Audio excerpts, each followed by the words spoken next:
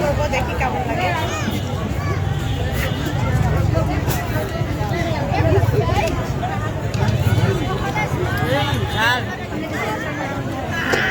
ঝাল আর অনেক টক, সব মিলেই মজাই।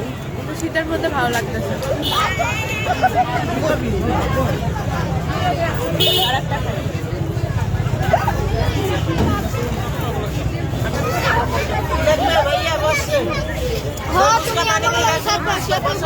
আমি খাবো না, তুমি নাও।